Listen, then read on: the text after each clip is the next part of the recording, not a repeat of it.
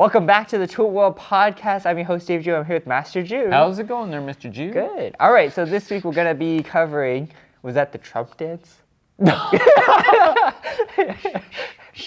I can see it in the screen. The 6-7? Oh my gosh. Oh no. Anyways, we're going to be... Cabbage patch. Oh no. All right, we're going to be covering why do we have 9 Dans of black belt in ITF Taekwondo, and what do you hope to see in each classification of black belt? Not that again. I know. We might have talked about some of this before, but it's okay to rehash some of it. Yeah. All right, so let's start with the 9 Dans, right? Where does that come from?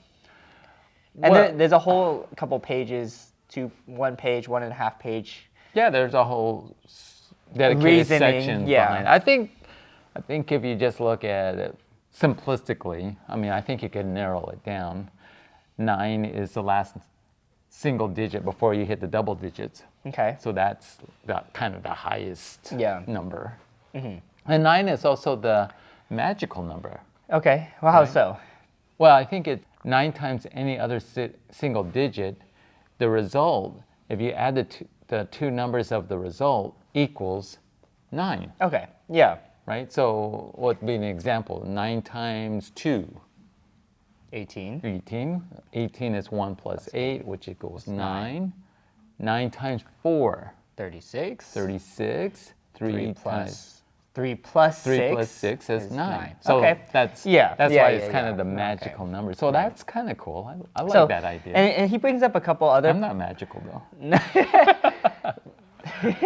He brings up a couple other reasonings. One being that the number 3 in Chinese is 3 lines, which represents like the earth, mortals, and heaven.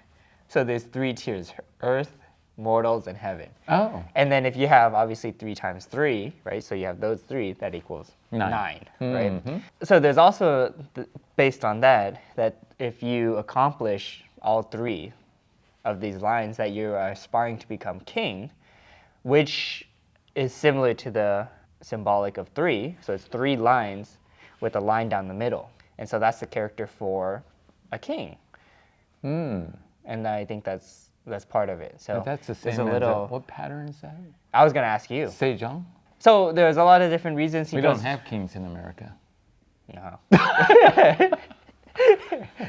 Ouch. All right, so there's also a couple other reasons he goes into about, the 9 and the way that it's oriented, going down from 10 to 1 and then 1 to 9, and so the color belt starts with 10.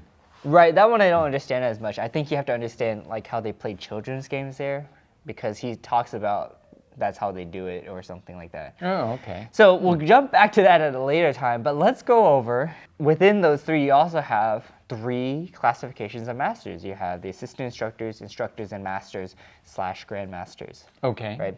And so there again, you see the 3.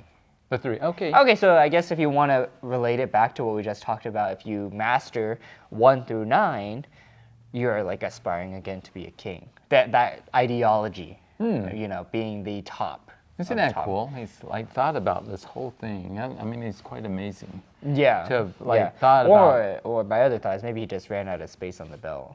So you can't put 10. It's like, oh well, the manufacturer only puts up to 9. No, I don't think that's true. I've seen belts where it had like 16 lines. I'm just kidding. Even white belts, I've seen 16 lines. Yeah.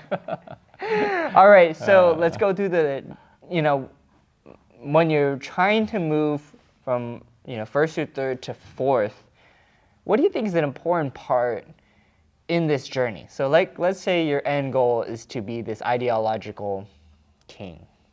I'm not going to say king. Ideological leader. Yes. Yeah, okay, sure. Leader. Yeah. And you can't just be the same that you were from, 1st Dan and then be 7th Dan, right? So what would you say when I'm making that transition or my journey from 1st through 3rd before I get to 4th, should I be doing? Well, I think that's a good question, because I kind of think that we have kind of different ideas of what these ranks mean. And so why do I say that? I kind of think that really Taekwondo starts when you become a first degree black belt. as a color belt, we are working on just doing some of the fundamental movements. And then I think this is true for me, when I became a first degree black belt, I started to think a little bit more about, a little bit different ideas about what we're doing, and not just an activity, not just kicking and punching. But can you teach those things at the lower ranks? I think you should. And the other thing that I think that we have is, we just think that because my time is up, I get to move to the next rank. And so your point being is there something that we should be doing before we move on to the next rank? And so being a first degree or second degree or third degree, we are learning those skills, and we're improving those skill sets as well. And we're probably generally very much younger. And so we can do, flying kicks and those kind of things. And in the older days, we were probably a little bit older anyway. I mean, as a first degree, I think I was 24 as a first degree. Yeah. You were first degree at 10. 10. Yeah. And we have kids that, we... Yeah, 10, 11, 12. Yeah, 13. I mean, you have to put some kind of... Because they start earlier. Yeah. So I know they're starting, right out. Like what 1 years old. 1 years old. They're black Trying to belts learn some discipline. 6 years old. Yeah. And that's some of the problems that I have as well, because if you have students that haven't achieved certain things, I think rank should be part of the body of work. But as a first and second, not to say that a first degree can't have their own studio, or they can't have gone to a lot of competition, or there's also the maturity factor to that. Yeah. And then you've also got other people that it's just kind of like, I put in my time, I've met the minimum time requirement, and I can get to move on. Yeah. So first to third degree, I kind of think we've got to start learning to be leaders, and starting to given some responsibility to teach classes or help a student. Yikes. Teach a class? Well, Oof, that could be rough. Well, it could be rough. Well, that's why it's called assistant instructor, right? Bu Sabana, assistant instructor. It doesn't mean that they have to actually lead it, but they have to start learning those skill sets. Okay. What do you All think? right. Yeah, all I can think about is just rough watching a first dan help out, like lead a class. I mean, I think just watching them help someone individually can be rough, but they do need that. They do need that experience. Right? Yeah. I don't know if that's true. From a dojang point of view, I wouldn't give that, raw student. What, take it off the street, first dan, just go teach the class. Yeah. People see through that and they go, oh, what is that? Yeah. And they won't join because it's like, that's not too good.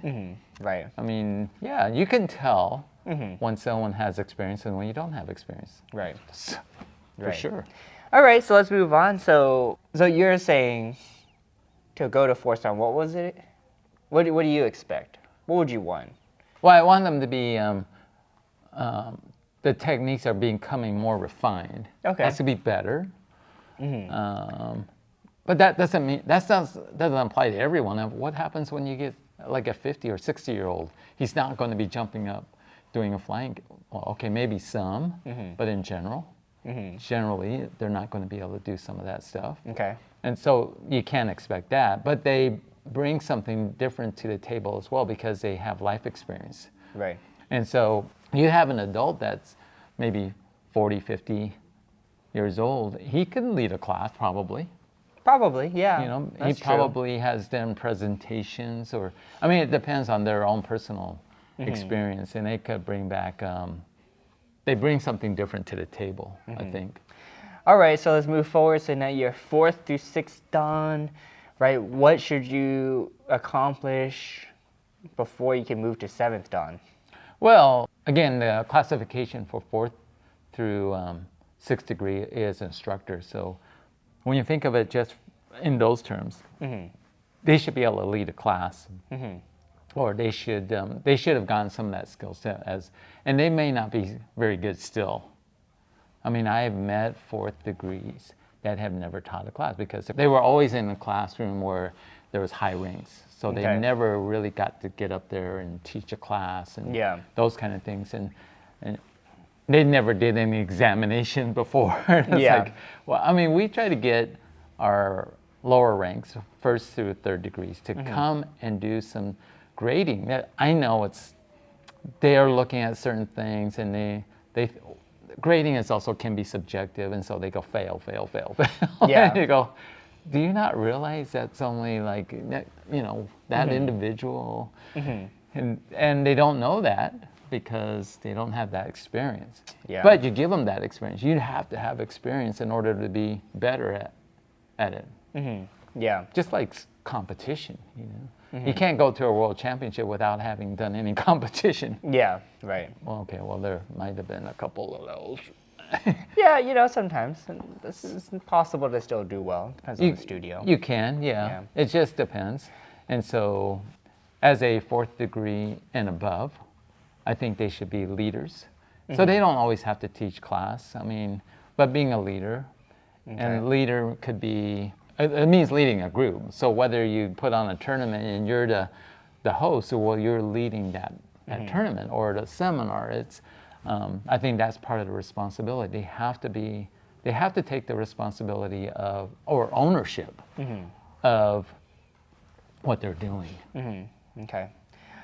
All right, so what do you expect for people that is like 7th, 8th dan? So now they're master, right? Well, isn't it 7th, 8th, and 9th? Well, yeah, okay, 7th, 8th, and 9th, but 'Cause it's I've the done three. a subgroup, done a subgroup within it. So I want to be 9th dan. What would you say? That doesn't how follow should that someone- those. No, the it three, doesn't does follow it? those 3. Yeah, that's Right. true. But you know, if you want to be 9th dan, Well, okay, so let's just go back to the master part of it, right? okay. So I kind of think that if we look at it from a business, Okay. you would have your ground force that start doing sales. You know, those might be the first and second, third degrees.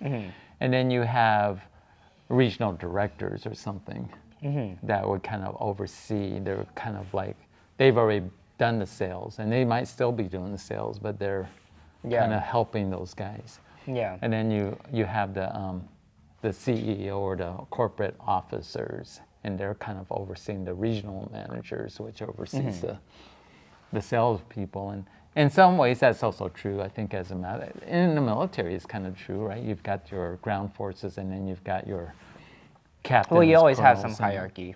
Yeah, it is. In order to be at that, in my opinion, in order to be that, you've got to have gone through all of these things so that you can actually feed back or help Yeah. the lower ranks. Right. It's interesting because I was watching an interview of Steve Jobs, and he was talking about, someone asked him, what do you think of consultants? And he's like, oh my gosh. Consultants, yeah, they have great ideas. But you know, he's not for consultants because they have ideas, but they've never gone through their business. So how would you actually know their business unless you've actually gone through it? Yeah, I can give all kinds of advice. Yeah. But if you haven't lived it, then it's not of any value. And so if you don't really truly understand the issues, then it's very difficult to give advice on that. It's like that undercover boss. In that show, that CEO would go through all the ranks, Do their job. do the patty flipping, manager, warehouse, right? And they understand the job, and so they Right. have a different perspective of the job. Yeah, that's true. And so as a master, we should have gone through all of those things. Right. I kind of think Skills. that skill sets, you know, Dojo, owning, teaching. teaching. You should own a dojo. I kind of feel like they should own a dojo. Dojang. You know, I mean, maybe I guess doing seminars, organizing events. being part of the worldwide organization, Right. is improving upon that because that is part of those kind of tiers. Right. And until you do all of those, you don't, fully understand. Right. But then you do have organizations. Oh, I like him, so we just gotta move him along. Right. It's right. okay, that's fine. So anyway, that's kind of what I think. All right. Well, let us know you guys' thoughts on. Well, we didn't 9 go over ranks. ninth dan. Well, I don't know. Once you're there, I mean, you've gone. Assuming, let's say, you've done all the lower, so now you just get to sit in the chair and people bow down to you. No, I don't think it's really that. I think your point being is 7th, 8th, and 9th are masters, or the CEO or the generals. And I think we should really leave this terminology of grandmaster to someone that is special, and that might be, obviously it was easier when General Che was here. Call him grandmaster, because he was the grandmaster. Yeah. And can you give out 9th? I guess you can just give, 9th degree, but doesn't mean that it's grandmaster. We could make a new one. You could put 9.5. 9.5. So that's like the level. 9.1. The level above you. Just a little bit. A little bit more. Okay. Maybe we got to make a 10th grade or something. No. That's why we're sticking to the 9. So I said, 9.5, How about 9.9? We'll stick with the 9. 9.05 or something. I don't know. Anyways, just joking. All right, well, yeah, I think valid point there. Let us know you guys' thoughts on the 9 ranks of Taekwondo.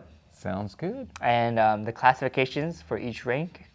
As always, don't forget to be safe. Keep training. We'll see you guys next time. Taekwondo.